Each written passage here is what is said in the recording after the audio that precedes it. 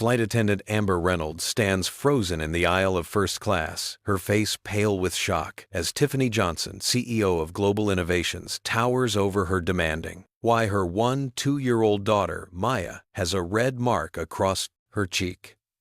Passengers record the confrontation, while the pilot announces an emergency landing. Before we dive into this shocking story, let me know where you're watching from. Hit that like button, subscribe if you haven't already, and get ready for a journey that shows how quickly privilege can be turned upside down when justice comes knocking at 3,000 feet. Maya Johnson slumped against the plush leather seat of United Airlines Flight 347, trying to ignore the dull ache beginning to spread through her bones. At 12 years old, she was already too familiar with the warning signs of a sickle cell crisis. The familiar tightness in her chest whispered that this 4-hour flight from Atlanta to Chicago might become unbearable. "You okay, Em?" Her 17-year-old cousin Zoe leaned over, concern etched across her face. Zoe's braids brushed Maya's shoulder as she studied her younger cousin. "You're looking pale." "I'm good," Maya lied, forcing a smile, just tired from the conference. The two girls were returning from the National Youth Leadership Conference, where Maya had been recognized for her science project on genetic diseases. Her mother, Tiffany Johnson, was supposed to accompany them, but as the newly appointed CEO of Global Innovations, one of the largest tech companies in America, an emergency board meeting had kept her behind. She planned to catch a later flight and meet them in Chicago. "My mom will be on the next flight," Maya said, scrolling through her phone to show Zoe the text message. "She says she'll take us to Giordano's when she lands." Their conversation was interrupted by the shadow of a flight attendant hovering over them. Amber Reynolds, according to her name tag, was a tall woman in her 40s, with meticulously applied makeup and blonde hair pulled into a tight bun. Her smile didn't reach her eyes as she looked between the two black girls in the first-class cabin. "Excuse me, I think you may be in the wrong seats," she said, her voice sugary but firm. "These are first-class seats." Zoe straightened her posture. "We know. We have first-class tickets." She reached for her phone to pull up their boarding passes. Amber's lips thinned. "May I see them, please?" The emphasis on "please" somehow made it sound less polite. Maya watched the interaction with practiced calm. This wasn't new. At 12, she had already collected a lifetime of these moments, store clerks following her through aisles, teachers expressing surprise at her test scores, neighbors questioning whether she really lived in her Kenwood mansion. Zoe pulled up both their boarding passes, her expression neutral but her jaw tight. Amber scrutinized the passes longer than necessary before nodding curtly. "Very well." "Can I, get you anything before takeoff?" she asked. Her tone notably cooler than it had been with the white businessman across the aisle. "Water, please," Maya requested, knowing hydration was critical for managing her condition. Amber nodded and moved on without acknowledging the request, turning to the middle-aged white couple across the aisle with a suddenly warm smile. "Mr. and Mrs. Davis, so wonderful to see you again. Flying back from your anniversary trip. How about a pre-flight champagne?" 20 minutes later, the Davis couple had received their champagne along with warm towels and magazines. Maya's water hadn't appeared. "I'll go ask again," Zoe said, unbuckling her seatbelt as the plane reached cruising altitude. Maya grabbed her wrist. "Don't. It's not worth it." The last thing she wanted was to create a scene. Her mother had taught her that as a black girl in America, particularly one from a wealthy family, she would often need to be the bigger person. From several rows ahead, an elderly white man with kind eyes caught Maya's gaze. He had noticed the discrepancy in service and frowned slightly before pressing his call button. When Amber approached him, he spoke in a voice just loud enough for Maya to hear. "I believe the young lady back there asked for water some time ago." Amber's smile tightened. "I'll get right on that, Mr. Harrison." Walter Harrison nodded, catching Maya's eye again with a small wink. Maya smiled gratefully. The water finally arrived, delivered by Amber with barely a glance in Maya's direction. By then, the ache in Maya's joints had intensified a familiar warning sign. She discreetly reached for her medication in her backpack, hoping to head off the crisis before it could fully develop. As the flight progressed, Amber's selective service pattern continued. When meal service began, the girls were served last. When Maya's special meal, ordered due to dietary restrictions related to her condition, wasn't available, Amber offered a dismissive, "Sorry, must have been an oversight," with no alternatives. The businessman sitting near the girl's gray-haired expensive watch, typing furiously on his laptop, repeatedly received check-ins from Amber. "Everything good with your meal, mister?" "Peterson, another scotch, more ice, anything at all." Maya tried to focus on her book, but the pain was becoming harder to ignore. Her bones felt like they were being crushed from the inside, a sensation all too familiar. The cabin pressure and dehydration were triggering exactly what she'd feared, a sickle cell crisis at 3,000 feet. "Zoe," she whispered, finally admitting defeat.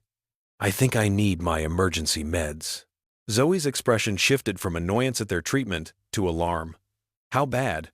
"Getting there. Not full crisis yet, but—" Maya didn't need to finish. Zoe had seen her through episodes before. "Your emergency kit is in the overhead right." Zoe unbuckled her seatbelt, standing to reach for the compartment. Maya nodded, breathing through a wave of pain. The cabin seemed suddenly too bright, too loud. The memory of her last major crisis flashed through her mind, the hospital stay, the worried look on her mother's face, despite her attempts to hide it, the way time seemed to stretch endlessly in a haze of pain. Not again. Not here. Walter Harrison noticed the commotion and observed with concern as Zoe tried to access their carry-on luggage. The stage was set for a confrontation that would soon spiral beyond anything Maya could have imagined, one that would expose the ugly reality of how quickly privilege and prejudice could collide at 3,000 feet. 2 hours into the flight, Maya could no longer hide her discomfort. What had started as a dull ache had escalated into knife-like pain shooting through her joints. Her sickle cell anemia, a condition where her red blood cells became misshapen and caused blockages in blood vessels, was flaring into a full crisis. Sweat beaded on her forehead despite the cabin's cool temperature. "I need my medication now," she whispered to Zoe, her voice strained. The pain medication from her backpack hadn't been strong enough. Her emergency kit with stronger meds was in their carry-on in the overhead compartment. Zoe immediately stood up and reached for the overhead bin. Before she could open it, Amber Reynolds appeared beside her, her expression stern. "You need to stay seated," she said sharply. "The seatbelt sign hasn't been turned off." "My cousin needs her medication," Zoe explained, gesturing to Maya. "It's an emergency." Amber glanced at Maya, whose complexion had taken on an ashen quality beneath her brown skin. The flight attendant's expression remained unmoved. "She looks fine to me." "Please return to your seat immediately." "She has sickle cell anemia and she's having a crisis," Zoe persisted, her voice rising slightly. "She needs her medication right now." Amber's eyes narrowed. "If you don't sit down, I'll have to report this as an incident of non-compliance." From across the aisle, Walter Harrison spoke up. "The young lady clearly isn't well. Surely you can make an exception." Amber turned to him, her professional mask slipping slightly. "Sir, I need to ask you not to interfere. I'm handling this situation." By ignoring a child in medical distress, Walter challenged, his gentle voice carrying unexpected authority. Maya curled into herself as a particularly vicious wave of pain hit. Her joints felt like they were being crushed in a vice. "Please," she gasped. "I really need my medicine."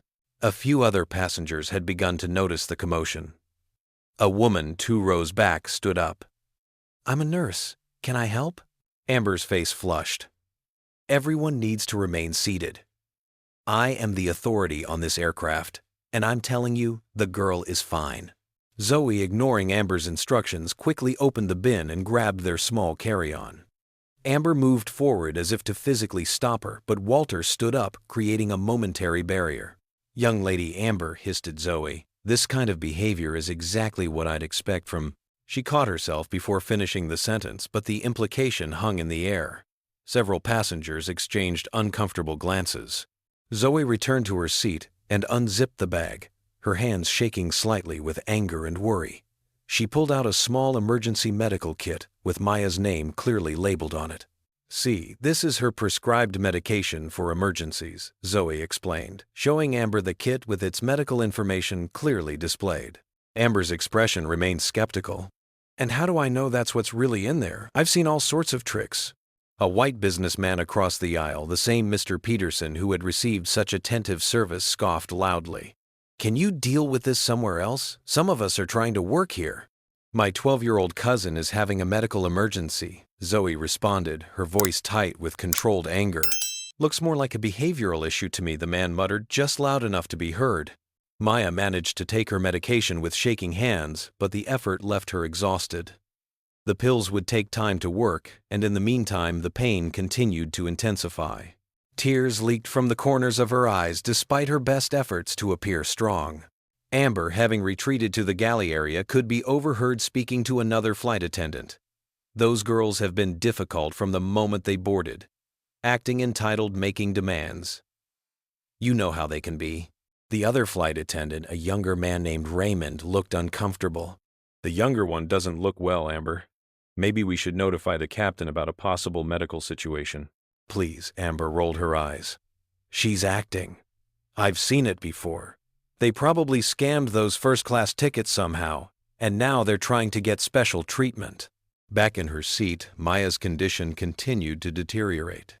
The cabin felt like it was spinning, and nausea joined the symphony of pain racking her small body. "Zoe," she whispered, "I think I'm going to be sick." Zoe looked around frantically for a sick bag but couldn't find one in their seat pocket. She pressed the call button, which Amber pointedly ignored. Walter Harrison, who had been watching the situation with growing concern, pressed his call button as well. When Raymond responded instead of Amber, Walter explained the situation quietly. Raymond approached their row with a concerned expression. "Is there something I can help with?" "She needs a bathroom urgently," Zoe explained, "and possibly medical assistance. She has sickle cell and she's having a crisis." Raymond nodded. "Let me help you to the lavatory," he offered Maya, who was now visibly trembling. As Maya attempted to stand, Amber returned to the cabin and intercepted them. "The seatbelt sign just came back on," she announced, though no chime had sounded, and the sign remained unlit. "Everyone needs to remain seated." Raymond began, "I think." "I'll handle this." Amber cut him off. "Return to your station." The tension in the cabin had become palpable. Other passengers watched with varying expressions of concern, discomfort, and in some cases thinly veiled prejudice. The ugly undercurrent that had been simmering since the beginning of the flight was rising to the surface, threatening to boil over. And, in the midst of it all, was Maya, a 12-year-old girl caught in the crossfire of adult prejudices while fighting a battle within her own body, a battle that was about to escalate dramatically in ways none of them could have anticipated. Maya's nausea intensified with each passing minute. The medication she'd taken needed time to work, but her immediate need was more urgent. She had to get to the bathroom. Now. "Zoe," she whispered desperately, "I can't wait." The seatbelt sign was definitely off. Amber had lied. Passengers in other rows were freely moving about the cabin. A white woman had just returned from the bathroom without incident. Zoe helped Maya to her feet. The girl swayed slightly, her skin clammy. They took 2 steps into the aisle before Amber materialized before them, arms crossed. "I told you to remain seated," she said, her voice carrying enough to make nearby passengers turn and stare. "She needs the bathroom," Zoe explained, struggling to keep her tone respectful. "It's an emergency." "Everything's an emergency with you, isn't it?" Amber's eyes narrowed. "The lavatory is occupied anyway." This was another lie. Raymond had just checked and given them a subtle nod that the forward lavatory was available. Maya's knees buckled slightly. The pain medication was making her dizzy, and the nausea was overwhelming. "Please," she whispered, "I'm going to be sick." "If you're truly ill, you shouldn't be traveling," Amber said coldly. "Some people will do anything for attention." Walter Harrison stood up again. "This is unacceptable. That child needs assistance." "Sir, sit down or I'll have you written up for interfering with flight crew duties," Amber snapped. Maya tried to step around Amber, desperate to reach the bathroom. Amber shifted, deliberately blocking her path. In her weakened state, Maya stumbled forward. Amber reacted instantly, grabbing Maya's arm with unnecessary force. "Don't you push me!" "Ow!" Maya cried out, the painful grip on her already aching joints bringing fresh tears to her eyes. "You're hurting me." "Let go of her," Zoe demanded, moving to separate them. What happened next occurred so quickly that later, when passengers would review their cell phone footage, they would need to slow it down to see clearly. As Maya twisted in pain trying to free herself from Amber's grip, the flight attendant raised her other hand and struck Maya across the face. The sound of the slap seemed to echo through the cabin. For a moment, everything froze. Maya's cheek bore a vivid red handprint. Her eyes widened in shock and pain. Then she crumpled to the floor of the aisle, the combination of her medical crisis and the shock of being struck overwhelming her completely. "Oh my God!" Zoe screamed, dropping to her cousin's side. "Maya! Maya! Can you hear me?" The cabin erupted. Phones came out recording. Voices rose in anger and disbelief. "She hit that child," a woman shouted.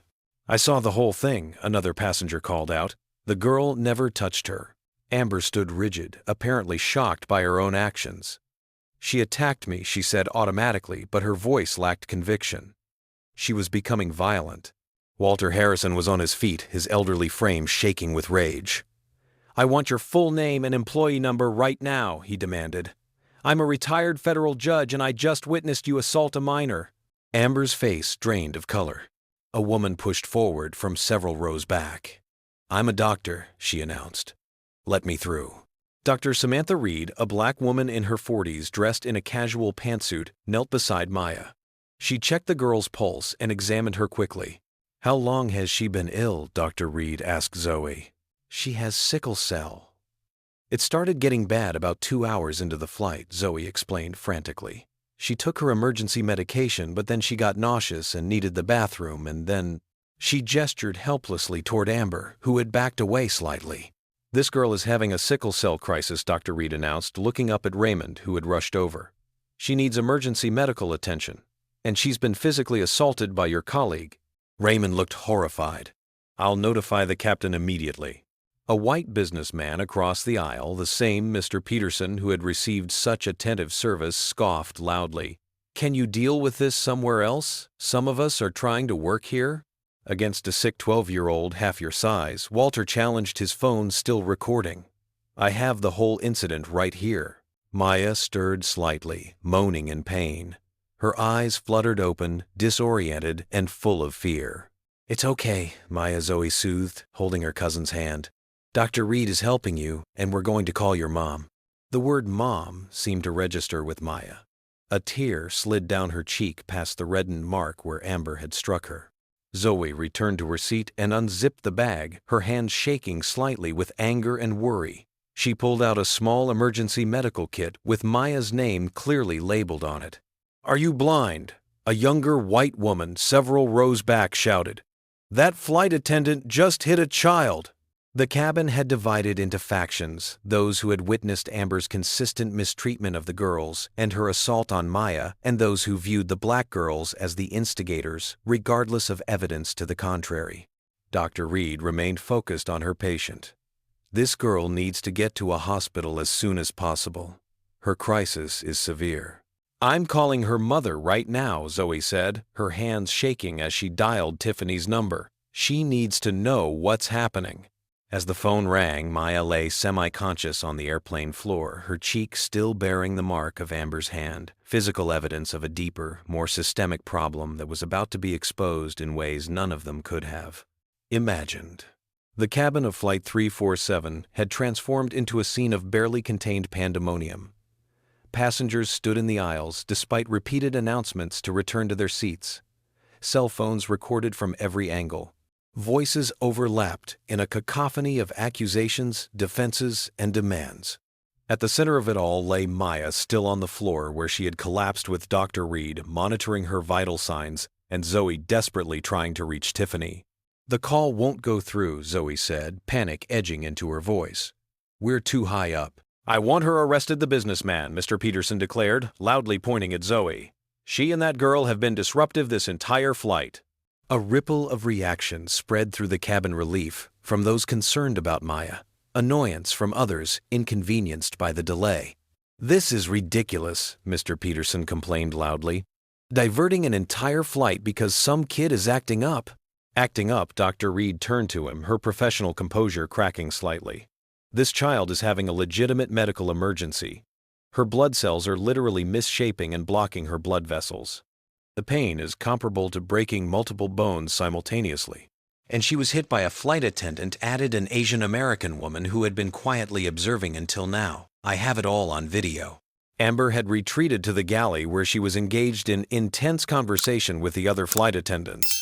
Her face was flushed, her hands gesturing emphatically as she appeared to be justifying her actions.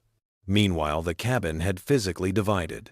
Several passengers, including Walter and Dr. Reed, had formed a protective circle around Maya and Zoe.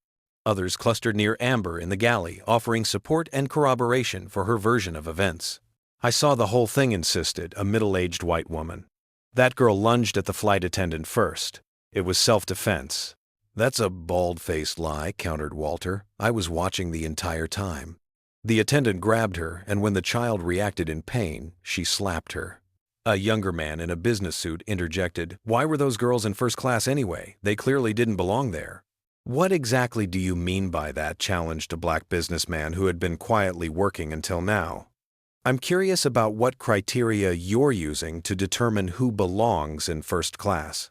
The tension in the air was electric, a microcosm of America's racial divisions playing out at 3,000 feet.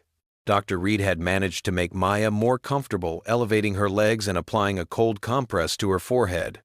"Zoe, does Maya have any medical ID, anything that documents her condition?" Zoe nodded, reaching into Maya's backpack. She produced a medical alert bracelet and a card detailing Maya's condition, medications, and emergency contacts, including Tiffany Johnson listed as Mother Emergency Contact, with her title CEO Global Innovations clearly printed. Beneath, the revelation of Tiffany's position caused subtle shifts in the expressions of those nearby who could see the card.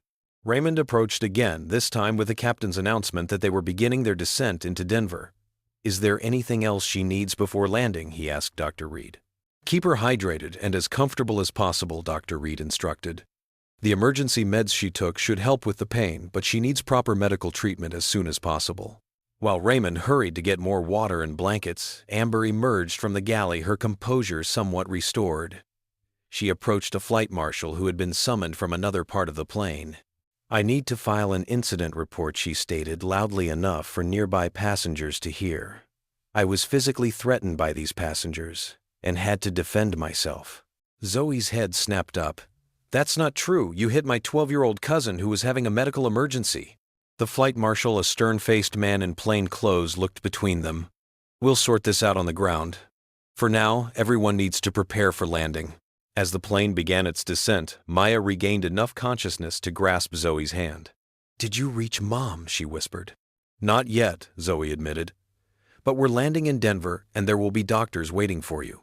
Maya's eyes filled with tears. "She's going to be so worried." "Your mom is going to handle this," Zoe assured her.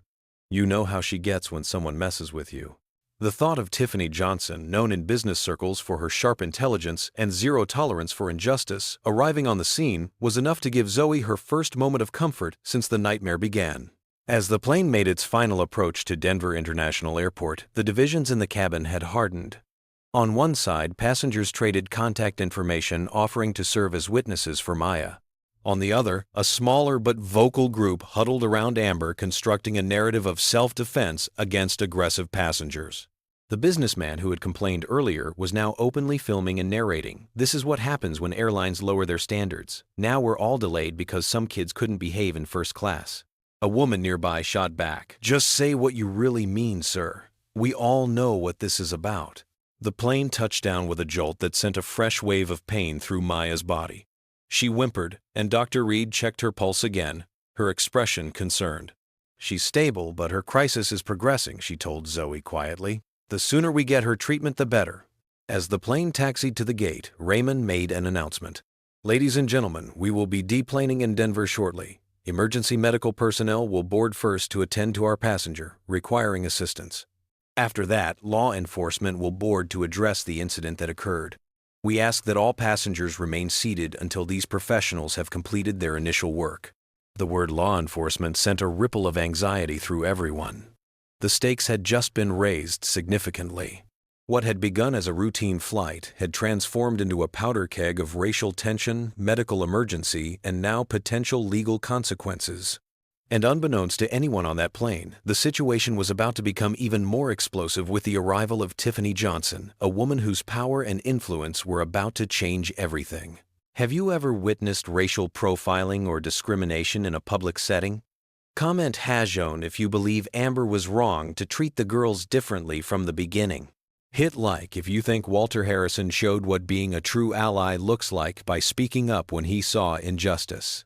Subscribe to see what happens when Maya's powerful CEO mother arrives on the scene. Will justice prevail, or will Amber somehow justify her actions? And what will the airline do when they realize who they're dealing with? Stay tuned for the next part of this shocking true story. The moment Flight 347 reached the gate at Denver International Airport, a flurry of coordinated activity began.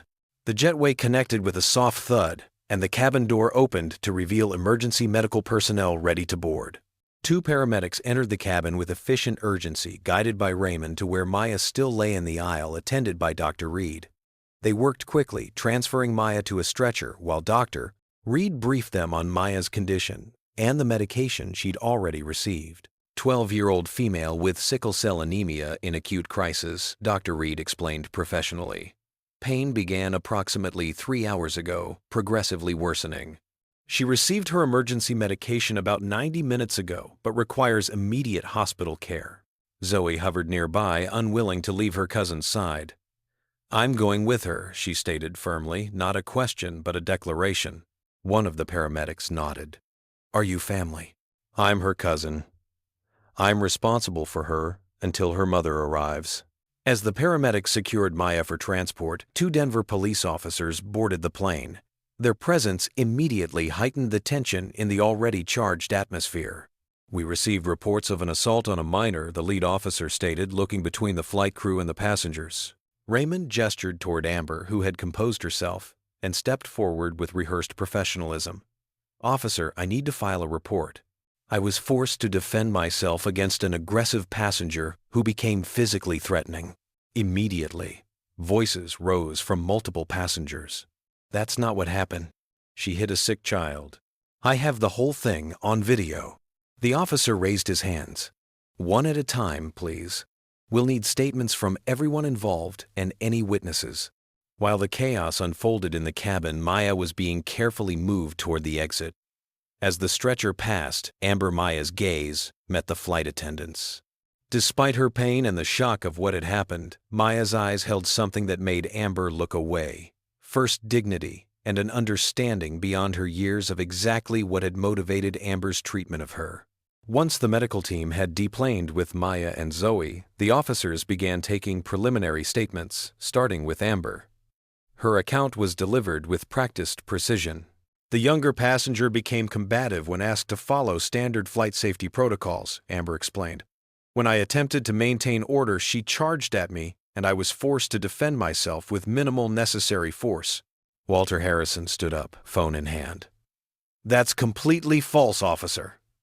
I recorded the entire incident. This flight attendant had been treating those girls differently from the moment they boarded. The child was seriously ill and needed to use the restroom.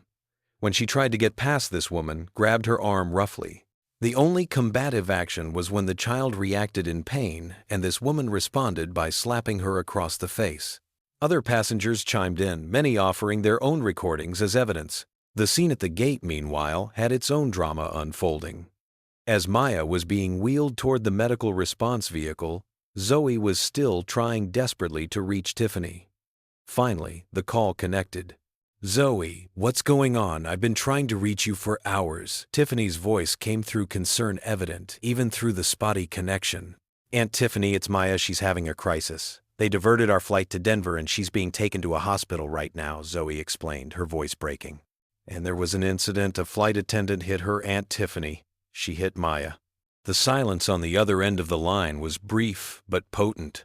"Which hospital, Tiffany?" asked her voice, now terrifyingly calm. "Denver Memorial, I think they said," Zoe replied, glancing at the paramedics for confirmation. They nodded. "I'm already in Denver for my meeting. I'll be there in 15 minutes, Tiffany stated. "Stay with her. Tell her I'm coming." The call ended, and Zoe felt a wave of relief wash over her. Aunt Tiffany was coming. Everything would be okay now. Back on the plane, the situation had evolved. Airline representatives had boarded, including a customer service manager named Patricia Brooks, who looked increasingly alarmed as she viewed the video evidence multiple passengers were presenting. Miss Reynolds, Patricia addressed Amber. "I think we should continue this discussion off the aircraft." Amber's composure was slipping. "Patricia, you know me. I've been with this airline for 15 years. I would never strike a passenger without provocation." "The videos are pretty clear," Amber Patricia replied quietly. "Let's not make this worse." As they moved toward the exit, a commotion at the gate drew everyone's attention. A woman was approaching rapidly, flanked by airport security, who rather than stopping her seemed to be escorting her. Tiffany Johnson moved with the confident purpose of someone accustomed to command. At 42, she cut an impressive figure in her tailored charcoal suit, her natural hair styled in an elegant updo that added to her already imposing height. Her expression was composed but determined as she strode toward the gate. "Ma'am, you can't board the aircraft. An airline employee attempted to intercept her." Tiffany fixed him with a gaze that had intimidated boardroom opponents for years. "My daughter was just assaulted on this flight and is now being taken to the hospital. I most certainly am boarding." Recognition dawned on the employee's face. "Miss Johnson, Tiffany Johnson." "Yes. Now, who is responsible for what happened to my daughter?" Before anyone could respond, Amber emerged from the jetway with Patricia Brooks. Seeing a well-dressed black woman, Amber immediately adopted her defensive posture. "Ma'am, this is an ongoing situation and we're handling it according to protocol," she said dismissively. "If you're a family member, you should know the passenger has already been transported for medical attention." Tiffany's gaze sharpened. "Are you the flight attendant who put her hands on my daughter?" Your daughter Amber's tone was skeptical. "And you are?" "Tiffany Johnson, CEO of Global Innovations and Maya's mother." She stepped closer to Amber. "Now answer my question. Did you strike my 12-year-old daughter who was having a medical emergency?" The color drained from Amber's face as the name registered. Global Innovations was not only a Fortune 500 company, but also one of the airline's biggest corporate clients. The moment Flight 347 reached the gate at Denver International Airport, a flurry of coordinated activity began. The jetway connected with a soft thud, and the cabin door opened to reveal emergency medical personnel ready to board. "I'm not interested in corporate placations, Miss Brooks. I want to know why my daughter, who has a documented medical condition, was denied assistance, physically restrained, and then struck by your employee." By now, passengers were deplaning, many stopping to witness the confrontation. Walter Harrison approached, introducing himself to Tiffany. "Miss Johnson, I'm Walter Harrison. I was seated near your daughter and witnessed everything. I have the entire incident recorded, and I've already provided a copy to the police." Your daughter conducted herself with remarkable dignity throughout an inexcusable situation. Tiffany nodded gratefully. "Thank you, Mr. Harrison." Other passengers began approaching, offering their contact information and accounts of what they'd witnessed. The narrative Amber had attempted to construct was rapidly collapsing under the weight of evidence and testimony. An airline executive hastily summoned to the scene arrived looking harried. "Miss Johnson, I'm James Whitaker, VP of Customer Experience. I've just been briefed on the situation." "Then you know that your employee assaulted my critically ill daughter," Tiffany replied. "I need to get to the hospital now, but make no mistake, this is far from over." She turned to Patricia. "I want every piece of documentation related to this incident preserved. Every video, every statement, every communication." Amber, who had been standing frozen in shock, finally found her voice. "I was just following protocol. She was becoming aggressive, and my daughter weighs 90 pounds and was in the middle of a sickle cell crisis." Tiffany cut her off. "The only aggression on that plane came from you, and we have multiple videos confirming that fact." The airline representatives exchanged alarmed glances. The situation had escalated far beyond a routine customer complaint. This was now a potential PR catastrophe and legal nightmare involving one of their most influential corporate clients. "Miss Johnson, I assure you we'll conduct a thorough investigation," James Whitaker promised. "In the meantime, is there anything we can do to assist you and your daughter?" "Yes. Have Miss Reynolds suspended pending investigation, preserve all evidence, and arrange immediate transportation for me to Denver Memorial Hospital. Tiffany's tone left no room for negotiation. And, Mr. Whitaker, expect a call from both my personal attorney and Global Innovations legal department tomorrow morning. As Tiffany departed for the hospital, escorted by airline staff who had materialized to assist her, Amber stood rooted to the spot, the full implications of her actions finally dawning on her. She had assaulted the daughter of Tiffany Johnson, a woman whose company not only provided millions in revenue to the airline, but who had the power and resources to demand accountability in ways few other passengers could. The power dynamic that Amber had exploited so casually in the air had shifted dramatically on the ground. The reckoning was just beginning. Denver Memorial Hospital's emergency department buzzed with its usual controlled chaos when Maya Johnson arrived. The paramedics wheeled her stretcher through automated doors, Zoe keeping pace alongside them, still clutching her cousin's backpack and her own phone. 12-year-old female sickle cell crisis received emergency medication approximately 2 hours ago, the lead paramedic reported to the waiting trauma nurse. Pain, level 8 out of 10, slight fever, blood pressure elevated. The nurse, a efficient woman named Helen Patel, nodded and directed them to Trauma Room 3. Dr. Mendez will be with you shortly. Zoe tried to follow, but Helen held up a hand. Are you family? I'm her cousin. I'm responsible for her until her mother arrives. Helen's expression softened slightly. Wait here for a moment while we get her settled. I'll come get you. Zoe reluctantly sank into a waiting room chair, exhaustion suddenly crashing over her. The adrenaline that had sustained her through the flight confrontation was ebbing, leaving behind bone-deep fatigue and worry. She stared at her phone, willing it to ring, with an update from Aunt Tiffany.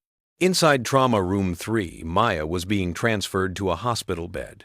A young resident approached, introducing himself without really making eye contact. I'm Dr. Stevens. Let's see what we've got here. He skimmed the paramedic's notes with barely concealed impatience.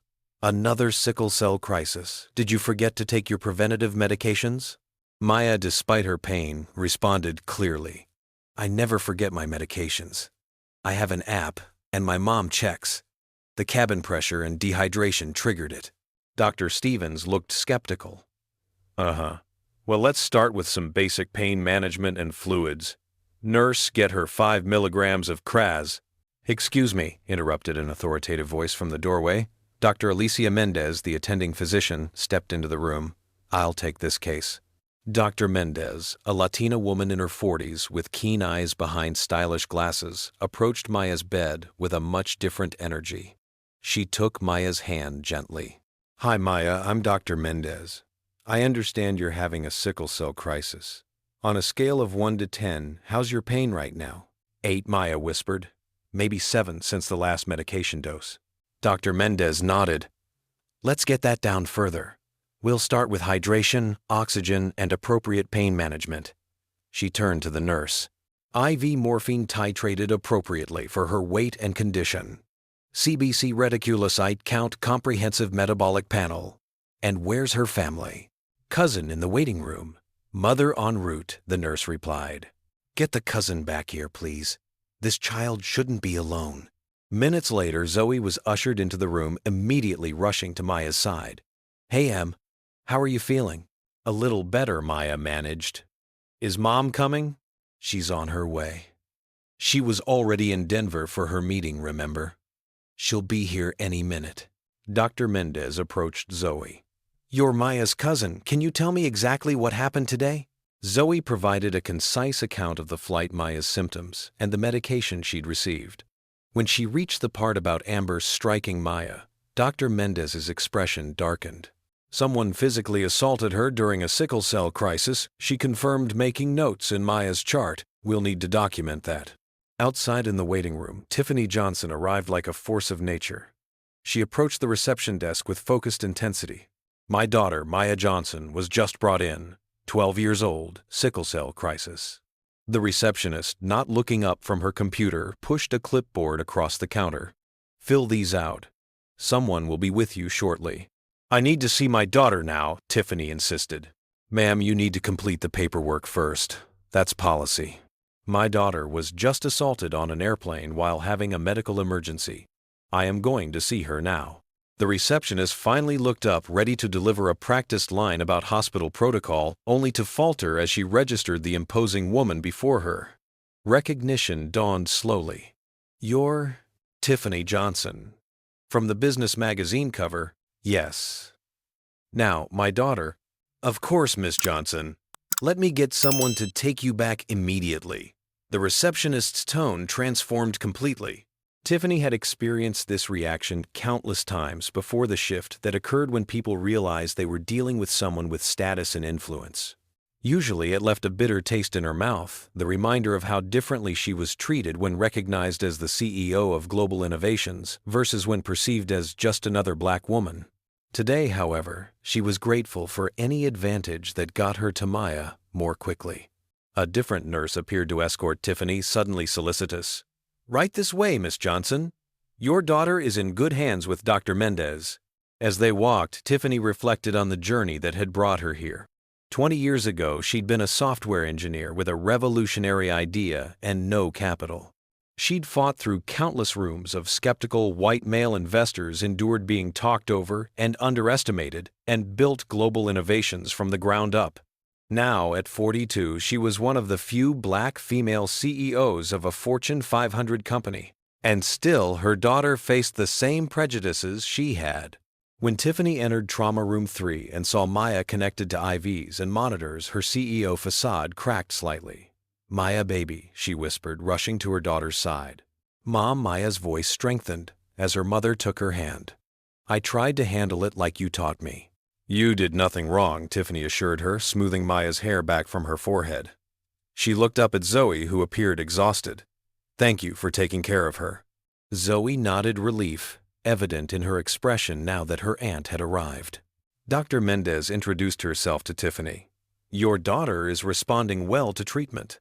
We've started IV fluids and pain management. Her labs should be back shortly, but I suspect this is a standard vaso-occlusive crisis, not an acute chest syndrome or other complication." "Thank you," Dr. Tiffany said, sincerely. "What's the treatment plan?" As they discussed Maya's medical care, a hospital administrator appeared in the doorway, slightly out of breath. "Miss Johnson, I'm Howard Phillips, Chief of Hospital Administration. I just heard you were here. Is there anything we can do to make you and your daughter more comfortable?" Tiffany recognized the familiar pattern, the sudden VIP treatment. "Dr. Mendez is taking excellent care of Maya. Though I noticed the resident who was here initially seemed to make some assumptions about her medication compliance." The administrator blanched. "I'll speak with Dr. Stevens immediately." "Please do. And I'd appreciate if you could arrange for a private room for Maya once she's stabilized. We'll likely need to stay overnight." Of course. We have our executive suite available. That won't be necessary. A standard private room will be fine." After the administrator departed, Dr. Mendez gave Tiffany an approving look. "For what it's worth, I was about to report Stevens myself. It wasn't his first inappropriate interaction with a sickle cell patient." Tiffany nodded gratefully. "Thank you for advocating for my daughter." A soft knock at the door revealed Walter Harrison, looking somewhat out of place in the hospital corridor. "Excuse me. I hope I'm not intruding." Mr. Harrison. Tiffany greeted him with surprise. "Please come in." Walter entered hesitantly, carrying Maya's forgotten backpack. "The young lady left this on the plane.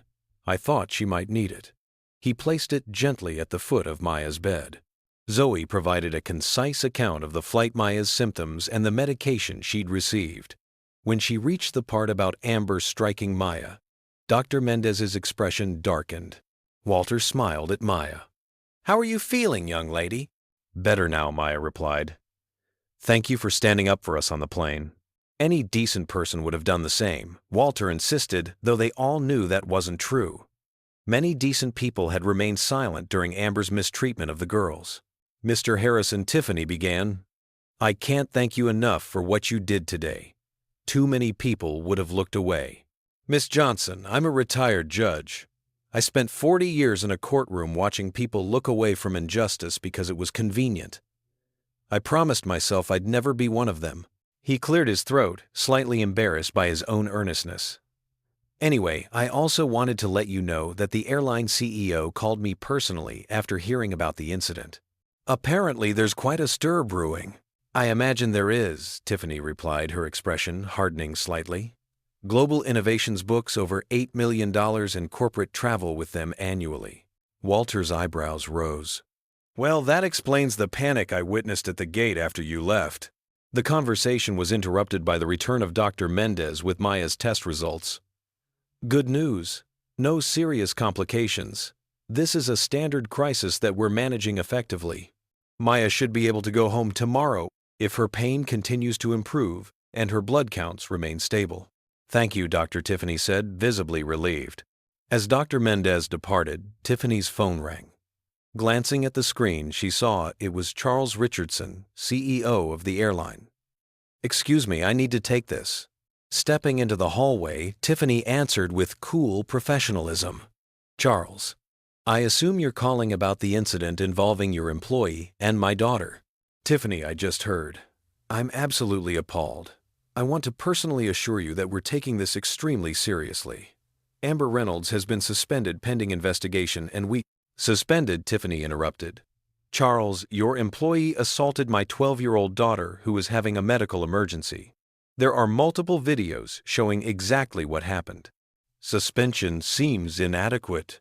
I understand your frustration, and I assure you, we're following our processes. Let me be clear, Charles. This isn't just about Maya. This is about a pattern of behavior that your airline has apparently tolerated. How many other black children has Miss Reynolds mistreated when their parents weren't CEOs with corporate accounts? This stops now. There was a pause on the line.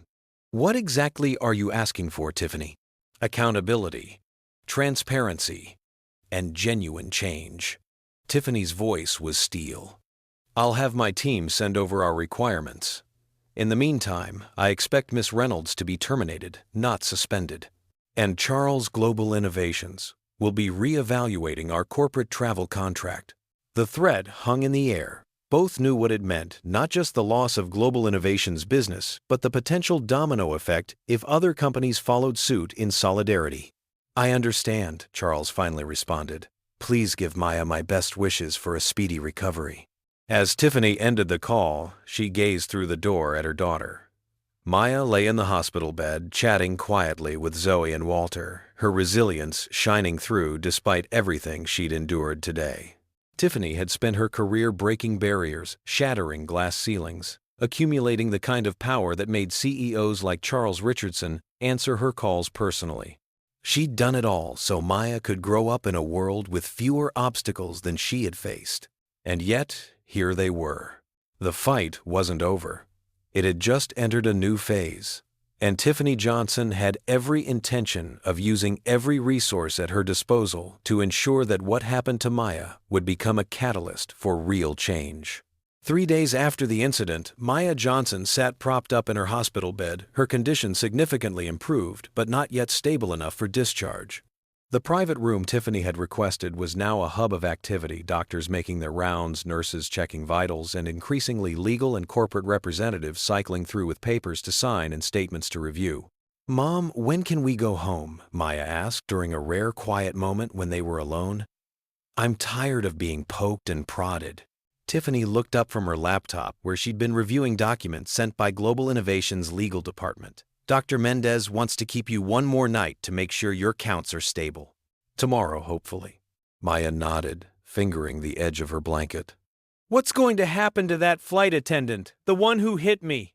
Tiffany closed her laptop, giving her daughter her full attention. That's what all these meetings are about, sweetheart. Making sure she's held accountable and making sure this doesn't happen to anyone else.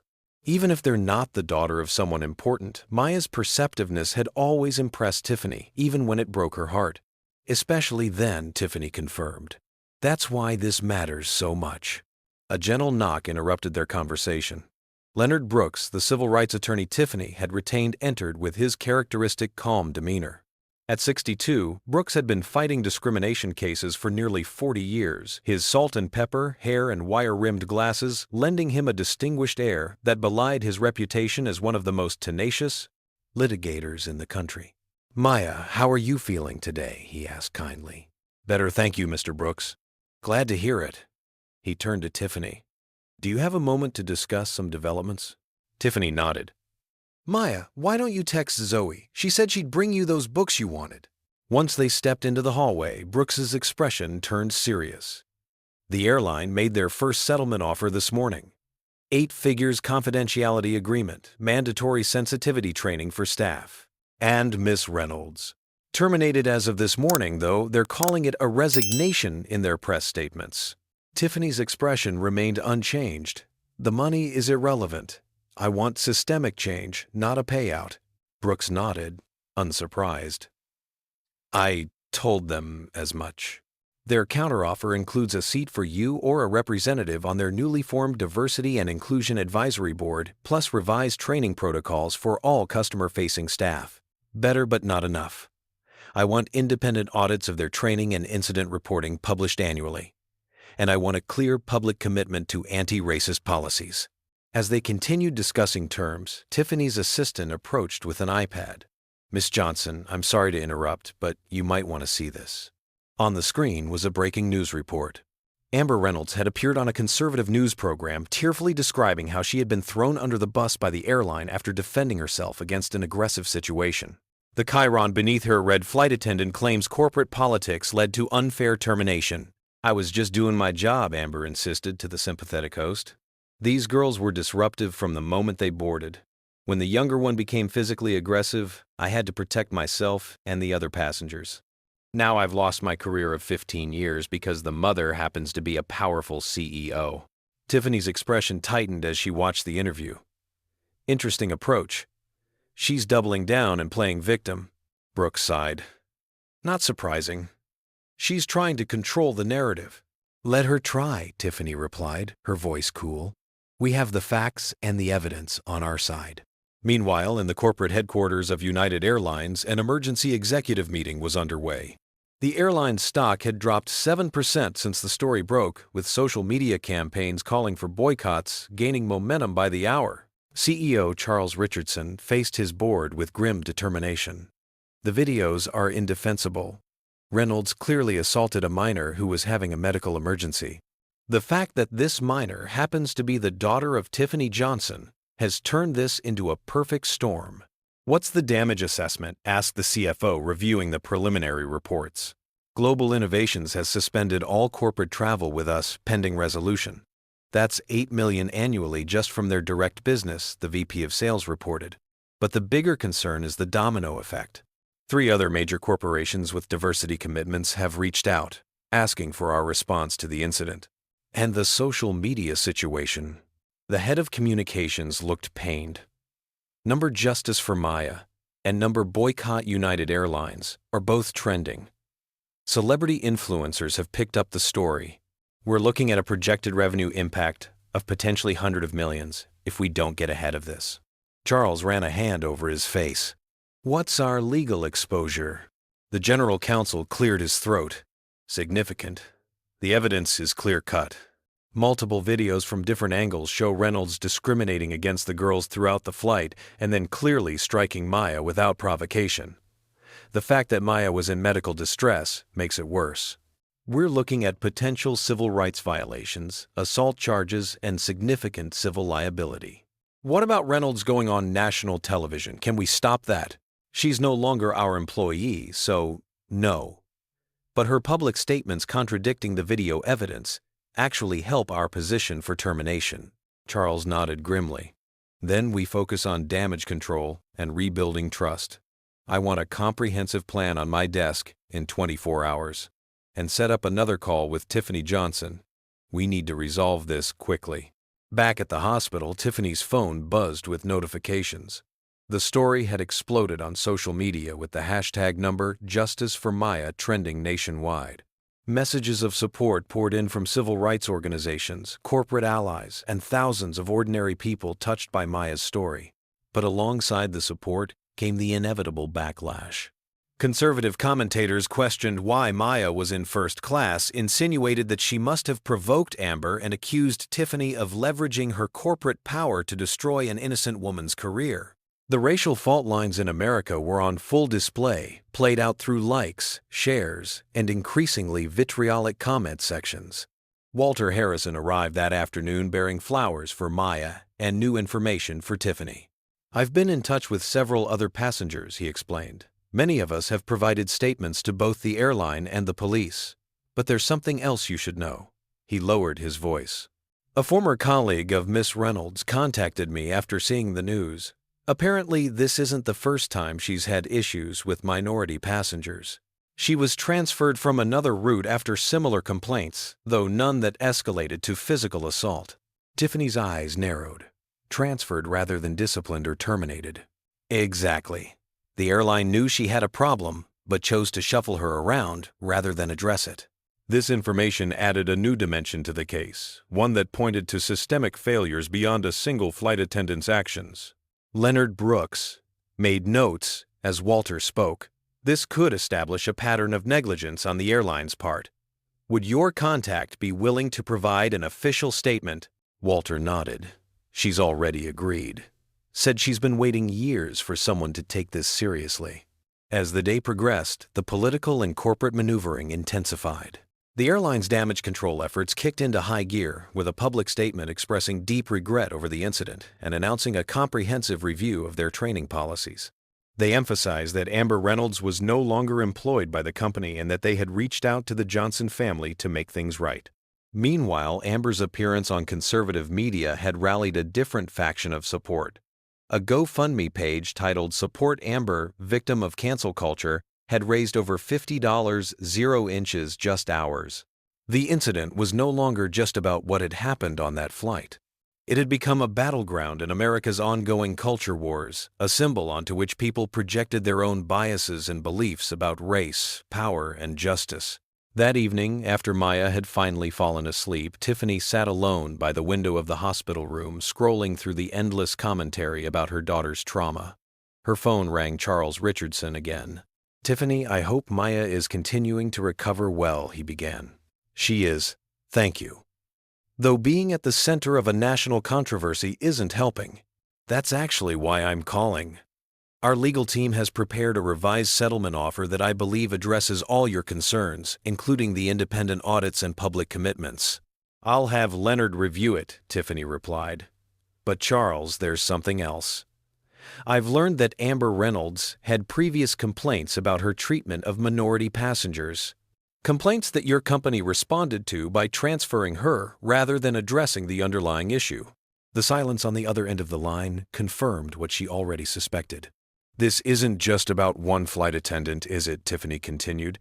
"It's about a culture that tolerates this behavior until it becomes a PR crisis. Tiffany, the airline industry as a whole has work to do on these issues. We're committed to leading that change." "Actions, not words, Charles. I'll look for that commitment in your revised offer." As she ended the call, Tiffany gazed at her sleeping daughter. Maya had become, through no choice of her own, the face of a movement bigger than herself. The weight of that responsibility was something Tiffany understood all too well. Tomorrow they would take the next steps in this fight, not just for accountability in this case, but for the systemic changes needed to protect the next child who might not have a powerful CEO as a parent to demand justice. The battle lines were drawn. The world was watching. And Tiffany Johnson had no intention of backing down. 1 month after the incident, the Denver County Courthouse buzzed with anticipation. The preliminary hearing for Commonwealth versus Reynolds was scheduled to begin at 9 a.m. and by 7:30 journalists and spectators had already formed a line that wrapped around the block. Inside a private conference room, Tiffany adjusted Maya's collar, her fingers lingering on her daughter's shoulders. "Remember what we discussed. Just tell the truth about what happened. Mr. Brooks and the prosecutor will handle the rest." Maya nodded, her eyes reflecting a maturity beyond her 12 years. "I know, Mom. I'm ready." The past month had been a whirlwind of medical appointments, legal meetings, and media scrutiny. Maya's sickle cell crisis had fully resolved, but the emotional impact of the incident remained. She'd started seeing a therapist to process the trauma and anxiety that followed her whenever she thought about getting on another airplane. Leonard Brooks entered the room, his calm presence immediately settling the nervous energy. The prosecution just informed me that Miss Reynolds' attorney has made one final attempt to get the charges reduced. The DA's office declined. Good, Tiffany said firmly. There should be no special treatment. The charges against Amber Reynolds included assault on a minor and civil rights violations. If convicted, she faced potential jail time, though first-time offenders typically received probation and community service. The courtroom filled quickly. On one side sat supporters of the Johnson family, including Walter Harrison, Dr. Reed from the flight, and numerous civil rights advocates. On the other side, a smaller but vocal group of Amber supporters, including several former colleagues from the airline. Judge Maria Sandoval, known for her no-nonsense approach and strict courtroom decorum, entered precisely at 9 a.m. Court is now in session. Commonwealth v. Reynolds, case number 2-02-4CR7291. The preliminary hearing proceeded with opening statements from both sides. The prosecutor, Assistant DA Vanessa Washington, laid out a straightforward case. The evidence will show that the defendant, without provocation or justification, physically assaulted a 12-year-old child who was experiencing a medical emergency. This assault was the culmination of a pattern of discriminatory behavior directed at Maya Johnson and her cousin throughout the flight. Amber's attorney, James Colton, countered with a defense focused on context and professional responsibility. Miss Reynolds was performing her duties as a safety professional in a confined environment at 3,000 feet. Her actions must be viewed through the lens of her responsibility to maintain order and safety for all passengers. The first witnesses established the timeline of events, including Raymond, the other flight attendant, who reluctantly testified that he had observed Amber treating the girls differently from other first-class passengers. When Maya was called to testify, a hush fell over the courtroom.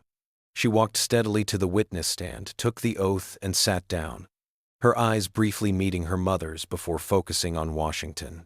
Maya, can you tell us in your own words what happened on Flight 347? The prosecutor asked gently. Maya spoke clearly, describing the onset of her sickle cell crisis, the escalating pain, and Amber's persistent refusal to provide assistance. When she reached the moment of the assault, her voice wavered slightly. I just needed to get to the bathroom. I felt so sick, and the medication was making me dizzy. When she blocked my way, I tried to step around her. That's when she grabbed my arm right where it was already hurting from the crisis. It was so painful that I gasped and pulled back. And then, Maya took a deep breath. She slapped me across the face, hard. I was so shocked I don't even remember falling. The next thing I knew, I was on the floor and everything was chaos. During cross-examination, Colton attempted to suggest that Maya's memory might be clouded by her medical condition or that she might have inadvertently made contact with Amber first. Maya remained composed, her responses clear and consistent. No, sir. I never touched her. I couldn't have. I could barely stand up by that point. By the time Maya stepped down from the witness stand, many in the courtroom were visibly moved. Judge Sandoval called for a brief recess before the next witness. In the hallway, Tiffany embraced her daughter. You did beautifully, Maya. Is it over now? Maya asked. Not yet. But you've done your part. When court resumed, the prosecution presented their strongest evidence, the videos. Multiple angles from different passengers' phones showed the entire sequence of events, from Amber blocking Maya's path to the unmistakable moment when her hand struck Maya's face. The footage also captured Amber's preferential treatment of white passengers throughout the flight. By the end of the day, Judge Sandoval had seen and heard enough. Based on the evidence presented, I find sufficient probable cause to bind the defendant over for trial on all charges. Bail will continue as previously set. Outside the courthouse, a media frenzy awaited. Tiffany had arranged for Maya to exit through a private entrance, but she herself stepped up to the microphones. Today was an important first step toward justice, not just for Maya, but for everyone who has experienced discrimination and gone unheard. We're grateful to the district attorney's office and to the witnesses who came forward to tell the truth about what happened. As cameras flashed and reporters shouted questions, Tiffany maintained her composed CEO demeanor. She had become accustomed to being in the spotlight, but never before had her professional power and her role as a mother intersected so publicly. Meanwhile, in the corporate arena, Tiffany's influence was creating ripple effects throughout the airline industry. True to her word, she had leveraged her connections to pressure United Airlines for meaningful change. The airline had announced a comprehensive overhaul of their training programs with a specific focus on implicit bias and medical emergency response. They had established an independent review board to evaluate discriminatory complaints with results to be published annually. Most significantly, they had committed $50 million to a new foundation focused on addressing racial disparities in transportation and healthcare, with Maya's name attached to the initiative. Other airlines, seeing the public relations disaster United had weathered, began proactively reviewing their own policies. Industry publications ran special issues on discrimination in air travel. Congressional hearings on consumer rights in the airline industry were scheduled for the following month. Tiffany had transformed a personal trauma into a catalyst for systemic change, using the tools she had spent a lifetime acquiring: corporate influence, media savvy, and an unyielding determination. A week after the preliminary hearing, Tiffany sat in her office at Global Innovations, reviewing the latest proposals for the newly established Maya Johnson Foundation for Health Equity. Dr. Reed, who had helped Maya on the flight, had joined the foundation's medical advisory board, bringing her expertise in emergency medicine and passion for addressing healthcare disparities. Walter Harrison had also become an unexpected ally, using his connections in the legal community to build support for new legislation, strengthening protections for passengers with medical conditions. Even in the midst of these positive developments, Tiffany remained clear-eyed about the reality. For every step forward, there was resistance. Conservative media continued to portray Amber as a victim of woke culture. Social media remained divided along racial lines, and Maya still startled at loud noises and had nightmares about being trapped on an airplane. True change would take more than policy revisions and press releases. It would require a fundamental shift in how people saw and treated each other, a shift that couldn't be mandated or legislated. As Tiffany reviewed the foundation's mission statement, her assistant announced an incoming call from the airline's CEO. "Charles, what can I do for you?" Tiffany answered, her tone professional but guarded. "I wanted to personally let you know that our board unanimously approved the final version of the accountability measures you proposed. The press release goes out tomorrow." "That's good news. Thank you." "There's something else," Charles added. "We've received hundreds of letters from passengers recounting similar experiences, not just on our airline, but across the industry. It's eye-opening, to say the least." "For you, perhaps," Tiffany replied evenly. "For many of us, it's lived experience." "Fair point," Charles acknowledged. "Which is why I'm hoping you'll consider joining our board of directors when a seat opens up next quarter. We need your perspective, Tiffany. Permanently." The offer was unexpected, a seat at the table rather than just an advisory role. A position with real power to effect change from within. "I'll consider it," Tiffany responded, neither accepting nor rejecting. "Send me the details." As she ended the call, Tiffany gazed at the framed photo on her desk. Maya, at age 7, gap-toothed and beaming, holding her first science fair ribbon. So much had changed since then, and yet so much remained the same. The world Maya was growing up in still judged her by her skin color before recognizing her brilliance.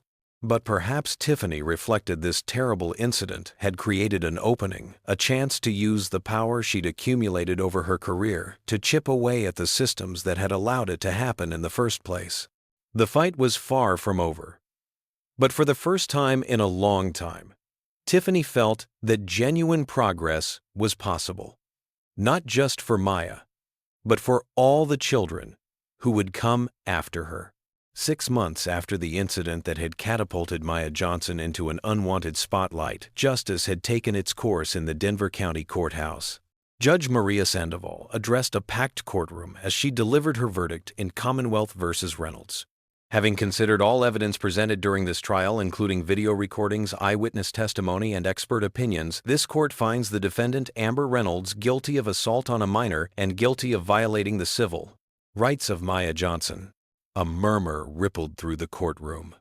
Amber Reynolds sat rigid beside her attorney, her expression unreadable. Judge Sandoval continued, taking into account that this is Miss Reynolds' first criminal offense. The court sentences her to 2 years probation, 200 hours of community service, specifically working with organizations supporting children with sickle cell anemia, and mandatory completion of an intensive bias recognition and sensitivity training program. The sentence represented a middle ground acknowledgement of the severity of the offense without the incarceration that some had called for. Tiffany, sitting beside Maya in the front row, gave her daughter's hand a reassuring squeeze. "You okay with this?" she whispered. Maya nodded. "I never wanted her to go to jail, Mom. I just wanted her to understand what she did wrong."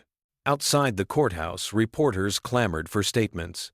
Leonard Brooks handled most of the press interactions, allowing Tiffany and Maya to slip away to a waiting car. As they drove away from the media frenzy, Maya leaned against her mother's shoulder. "Is it really over now?" Tiffany stroked her daughter's hair. "The trial is over, but the changes we've started, those are just beginning." Indeed, in the 6 months since the incident, a remarkable transformation had taken place across multiple fronts. United Airlines, under intense public and corporate pressure, had instituted mandatory bias training for all staff, with a special emphasis on medical emergency response. They had hired diversity consultants to completely overhaul their hiring and promotion practices. The independent review board established to evaluate discriminatory complaints had already processed over 200 cases, resulting in policy changes and, in some instances, employee terminations. Most significantly, the airline industry as a whole had adopted new protocols for passengers with medical conditions, creating standardized training and response procedures across major carriers. The Maya Johnson protocols, as they were informally known, specifically addressed the needs of passengers with chronic conditions like sickle cell anemia. Tiffany had leveraged her position and influence masterfully. She had accepted the board seat at United Airlines, becoming the first Black woman to serve in that capacity. From that position, she pushed for transparency and accountability, not just in words, but in measurable actions. Meanwhile, the Maya Johnson Foundation for Health Equity had grown from concept to reality with remarkable speed. With an initial endowment of $20 million, half from Global Innovations and half from United Airlines, the foundation focused on 3 key areas: research funding for sickle cell treatments, advocacy for equity in transportation, medical protocols, and educational programs addressing systemic racism in healthcare. Dr. Samantha Reed, who had assisted Maya on the flight, had joined as the foundation's medical director, bringing her expertise and passion to the organization. Under her guidance, the foundation had already distributed grants to 5 promising research initiatives focused on sickle cell anemia, a disease that predominantly affected Black Americans but historically received disproportionately less funding than comparable conditions. The educational component of the foundation's work held particular significance for Maya. She had begun speaking at youth conferences about her experience transforming her trauma into advocacy.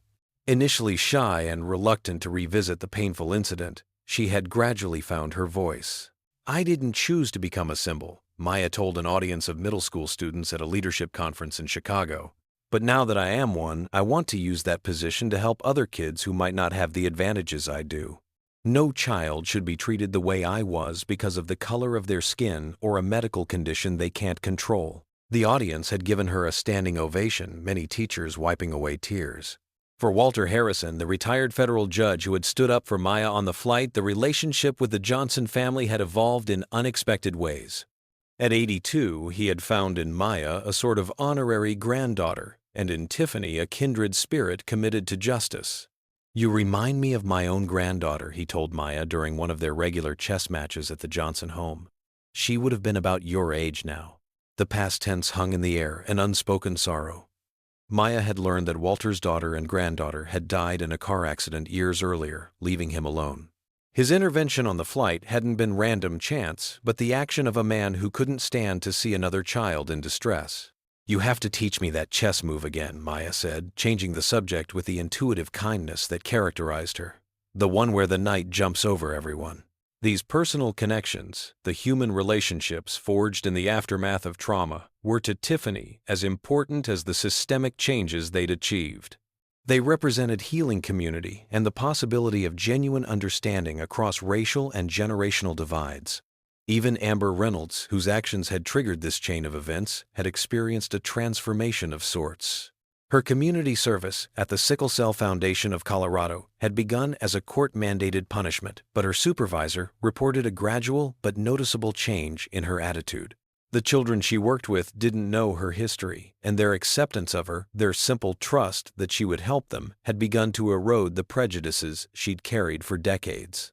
It wasn't a Hollywood ending. Amber hadn't experienced a dramatic epiphany or tearfully sought forgiveness, but it was a real-world example of how proximity and personal connection could sometimes accomplish what policies and punishments alone could not. 6 months to the day after the incident, Maya and Tiffany found themselves at O'Hare International Airport, preparing to board a flight to San Francisco for a speaking engagement. It would be Maya's first time flying since the traumatic event. "You sure you're ready for this?" Tiffany asked as they approached the security checkpoint. "We could still drive or take the train." Maya shook her head, determination in her eyes. "I'm not letting fear win, Mom. Besides, Dr. Patel said exposure therapy works best when you face your fears directly." Tiffany smiled at the reference to Maya's therapist. The psychological impact of the assault had required professional help, but Maya had embraced the process with characteristic resilience. As they settled into their first-class seats, a flight attendant approached. "Miss Johnson, Maya, I'm Teresa. I'll be your flight attendant today. We're all honored to have you on board." The young woman's warm smile held no trace of the suspicion or disdain they'd experienced from Amber. She handed Maya a travel kit specifically designed for passengers with medical conditions, one of the innovations that had emerged from the Maya Johnson protocols. "This has extra water electrolyte packets, a pressure-reducing mask for cabin altitude changes, and direct call access if you need medical assistance," Teresa explained. "It's standard now for all passengers who register medical conditions when booking." Maya examined the kit with interest. "This is really cool." "It's making a difference for a lot of people," Teresa said. "Not just those with sickle cell, but diabetes, heart conditions, severe allergies, all sorts of invisible disabilities that weren't properly accommodated before." She paused. "Thank you for what you did, for speaking up." As Teresa moved on to assist other passengers, Tiffany caught Maya's eye. "See, change happens. Sometimes slowly, sometimes in unexpected ways, but it happens." Maya nodded, gazing out the window as the plane began to taxi. "Mom, I think I want to be a civil rights attorney when I grow up, like Mr. Brooks." Tiffany felt a swell of pride mixed with a mother's instinctive concern. Maya had already faced more adversity in 12 years than many people experienced in a lifetime. Part of her wished for an easier path for her daughter, a life unmarked by struggle and confrontation. But she also recognized the fire that had been kindled in Maya, the same determination that had driven Tiffany herself to break barriers in the corporate world. Some people were called to stand at the front lines of change, to use their voices and their privilege to create space for others. "I think you'd make an amazing attorney," Tiffany said finally.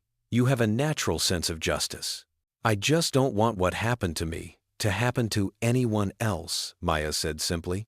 "And if it does, I want them to have someone on their side who really understands." As the plane lifted off the runway, rising above Chicago's sprawling cityscape, Tiffany reflected on the journey they'd traveled over the past 6 months. A terrible moment of injustice had sparked a movement for change, creating ripples that continued to spread outward in ways they couldn't have imagined. There was still so much work to be done. Racial bias wouldn't be eliminated by a single court case or corporate policy change. The systems that had enabled Amber's behavior were deeply entrenched, resistant to transformation. But looking at Maya, her daughter, who had emerged from trauma, not broken, but more determined, more compassionate, and more aware of her own power to effect change, Tiffany felt something she hadn't expected: hope. Not the facile optimism that ignored reality, but the hard-won hope that came from witnessing actual progress, however incremental. The hope that sustained movements through dark times, that fueled the long arc of the moral universe as it bent toward justice. Maya caught her mother watching her and smiled. "What?" "Just thinking about how proud I am of you," Tiffany said, "and how lucky the world is to have you in it." This powerful story of Maya and Tiffany Johnson teaches us that justice often requires both personal courage and systemic power. While Maya's status as the daughter of a CEO ultimately helped her receive justice, the story highlights how many others without such privilege remain vulnerable to racial discrimination. True change happens on multiple levels, through individual actions, like Walter's intervention through corporate policy reforms and through legal accountability. The incident shows how racism manifests not just in overt acts like Amber's assault, but in the subtle differential treatment that preceded it. It demonstrates the burden placed on Black Americans to maintain composure in the face of injustice and the additional challenges faced by those with medical conditions. Perhaps most importantly, this story reveals how trauma can be transformed into purpose. Maya's experience became a catalyst for broader change affecting airline policies, healthcare equity, and her own future aspirations. It reminds us that while we cannot always control what happens to us, we can choose how we respond and the meaning we create from our experiences. Justice isn't just about punishment, but about creating a world where such incidents become increasingly rare, where people of all backgrounds can move through public spaces with equal dignity and care.